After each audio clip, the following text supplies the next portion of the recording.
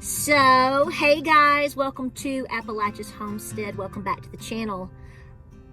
You're captive. We're going to talk about something today because I want to get your perspective on a subject, and I think a lot of people would like to also hear what you have to say. And, well, I'll shut up.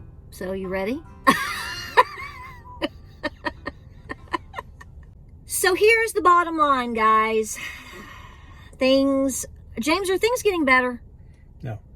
Okay. I mean, did you see about Target today? They're down from what was the earnings they talked about from 2021 to now? Was it like 183 billion profit to 180 million? I mean, like they are down significantly. 90%. 90% on almost $1 billion less this year, second quarter versus last year's second quarter. That's a lot of money. That's like a lot of money. When we were talking about it, I had to look at the number a little extra longer than probably most people. James, don't comment. Because I had to process how much money that was, or how much money that is, and the difference that is astronomical. So when these people try to tell you we're not seeing any problem, things are transitory, you don't need to worry, yada yada yada yada yada, you need to turn and walk away from these people, because things are not getting better, and they are changing rapidly.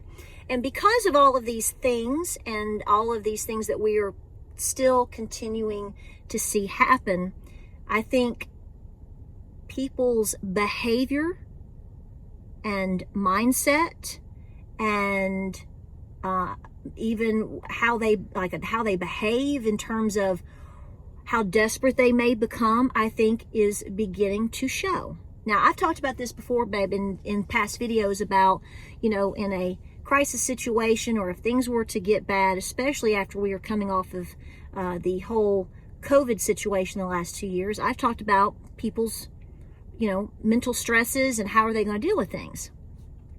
So for those of you out there that are on board with everything that's going on, and you're not even fully sure of everything that's going on, you just know things don't look good, right? And that you want to try to be as stable as possible for your family, your farm, your pantry, your critters, your kids, paying off debt, trying to, quote, get your house in order. You've gotten your house in order, end quote. You are probably already experiencing, or I think you're definitely going to experience, people coming out of the woodwork. So my advice, and I'm going to have you speak on this too, but I just wanted to bring it all to the table before so I'm clear. Folks, you have to big time circle your wagons. Here's my point.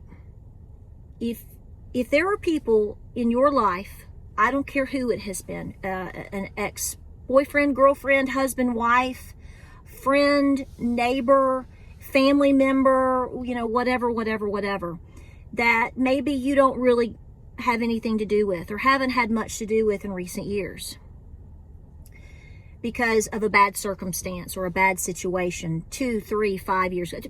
I'm speaking generic here. And you had to cut these people off because they are irresponsible, or they bullied you, they were mean to you, they manipulated you. Okay, I'm being generic. And so my point is, if they mistreated you, or your husband, or somebody close to you, or your children, whatever, if they did these things during a better time than definitely we are in now, because they are maybe more desperate now, they're showing up. But the point is, if they did wrongdoings to you during good times, what are they going to be like in bad times? And what type of mentality do you need to be taking on in order to handle this? Because if it hasn't hit your doorstep in some fashion yet, I would bet the farm right now that it's going to show up soon. Take it away. Well, there's the expression that when you win the lottery, you suddenly have new friends and cousins and relatives that come out of the woodwork. It's sort of that same idea, except it'll feel like to them that you've won the lottery, because they'll have nothing. And because you have prepared, because you've been responsible, they're all going to come rushing to you, expecting you. And that's a key word. Most of them aren't going to ask. They're going to expect. That's the mentality of these people. That's why they're not taking care of business right now, is because they expect that someone else will take care of them. And a lot of them, unfortunately, think the government is going to do it. And I don't think that's going to be the case. And when it hits and the government either won't or can't take care of them, they're going to be stuck. And they're going to rush out to the people that they know who were responsible and who did the right thing. And we're all going to be faced with very serious decisions to make. Well, I think also not only they may not just be demanding. I think that you may see people try to be manipulative. They may even try to apologize to you. They may try to manipulate you. Just because somebody's made bad decisions or somebody's done you wrong, that doesn't mean that that doesn't mean they're stupid. I mean, bad people can still be successful, and the reason they can do that is because they know how to manipulate people. So my thought on this whole process is to recognize and to think about your goals with you, your spouse, your family, your close-knit, tight circle. I'm not, and you can speak to this, I don't have the attitude of, if somebody is no longer in my life due to whatever reason, that because we've gone separate ways, that's necessarily a bad thing. Meaning, it is okay to accept a bad scenario happened, or this person may or may not be in your life anymore for various reasons, and that you just say, I'm not holding a grudge. You go that way, I go this way. I'm gonna pray for you, and I'm gonna go do my thing. I don't feel like because somebody just necessarily gives me an apology that I have to let them into my home, or I have to have a friendship and I have to, feed these people. Now, if somebody's super desperate and I have to make a quick decision on helping somebody, if you choose to give to somebody, if they ask for money or food, you want to give them a 20 and a pack of beans, then you did, if that's what you need to do today, and you did your part. But you don't owe them anything. And I fear that a lot of people, good people that are doing their due diligence, are going to be, it's going to be showing up all over the place. They're going to be showing up at your door. They're going to be showing up on your Facebook. They're going to be, I don't know. They're just really trying to whittle their way back in, because again, they probably weren't doing much good to begin with. And so they tend to take advantage and want to gravitate to those who they know that they can take advantage of or feel a part of. And that's less they have to do. And I think that we are going to be moving into this, if we aren't already, very quickly. Because as times get harder, as people get more desperate, they're going to do more desperate things. And you need to think about, are these people going to be contributing to your home, your homestead, your family, and your circle? And I don't feel that makes me or you or anybody a bad person to say, no, this is not who we are. This is not where we are. This is not where we're headed. Good luck. Because, I fear me saying this and giving this advice to people, somebody's going to misinterpret it and say that I'm not being a Christian. Like I said, I didn't say, to be mean to them or to have, wish or have ill intent towards them. I'm saying, put your hand up and say, I don't have any ill will towards you, but you don't belong here. And it is okay to have that boundary. Tell me if I'm wrong. Tell me if I'm wrong. I think it's the tough love scenario. You're not being disrespectful to a person just because you tell them they can't have your things. The things that you went without in some other area so that you could buy extra beans or whatever. You didn't go to the movies. You didn't take a long vacation. You used that money wisely to prepare for what's coming. And now they've been happy-go-lucky, and all of a sudden they walk in and say, hey, we're friends. I'm your cousin. You're supposed to take care of me. You're a Christian. Saying no is not unchristian. Saying no is the same thing as saying you had a responsibility and you didn't uphold your end of the bargain, and so now you have to pay those consequences. Well, I'm not even talking about necessarily yes, to everything you're saying, but I'm even saying before that. I'm saying before it might even get to the point where they would ask for money or food or for clothing or for shelter, I don't know, help of any sort, they're going to want your time. And right now, I think you would agree, my biggest problem and your biggest problem with us working and having the farm and kids and doing everything that we do, our time is the most valuable thing that we have. So when you allow these people that treated you like this back into your life, you are re-allowing that drama to come back up. Time that you could be spending canning potatoes or planting peas or, doing things that you need to be doing for your home or working an extra side hustle to pay off debt, you're stressing and worrying about someone else because the drama is returning in some form.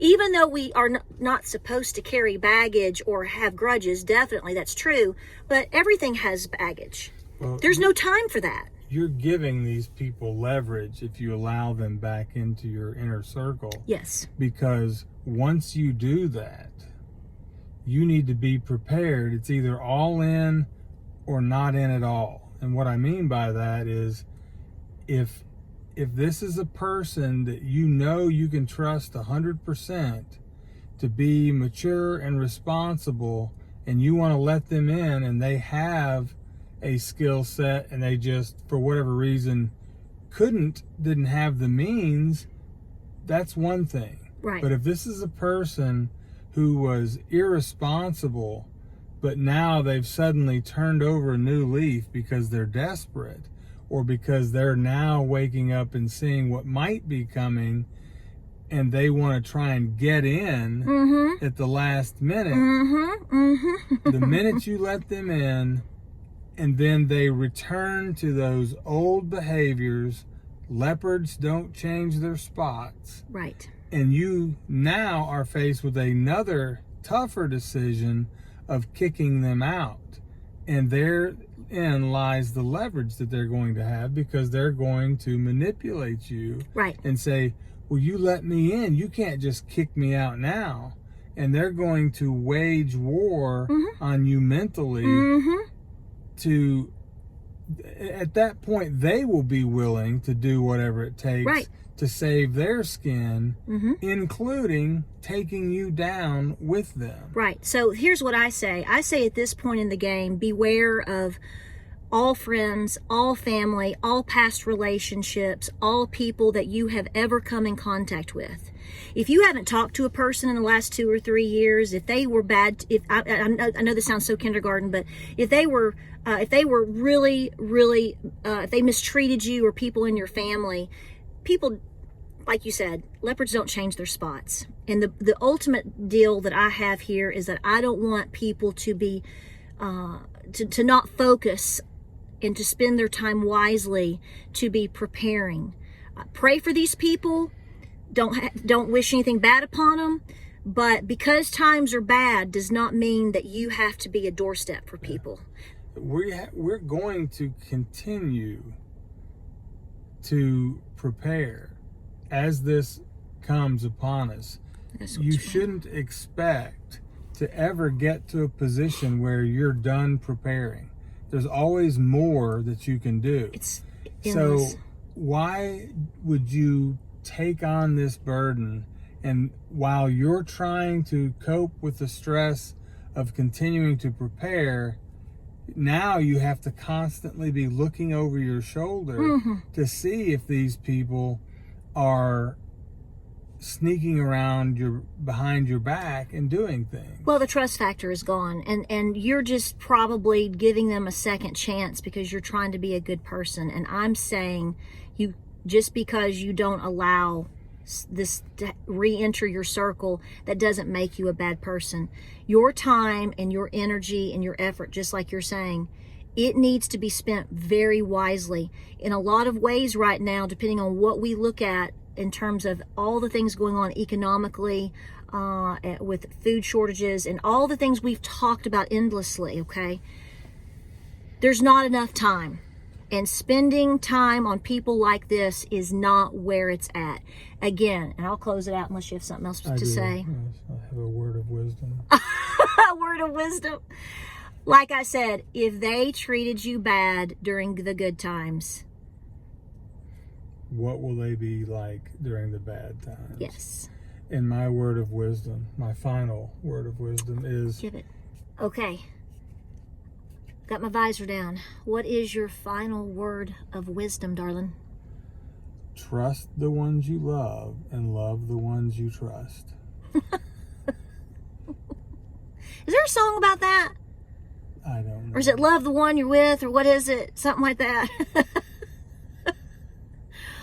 Well, guys, we just wanted to drop this off with you today because, again, you've got to stay in the game. You've got to be in the game. And this is as much of a mental game as much of it is anything else. We are in spiritual warfare. And so therefore you have to understand that. And things that you've never experienced before or you've never dealt with before are just going to be popping up. And so you have to be strong in remembering you have to tighten your circle and stay very, very busy. You just don't have time. I don't. You don't. I know these people don't. We just don't have time for the nonsense.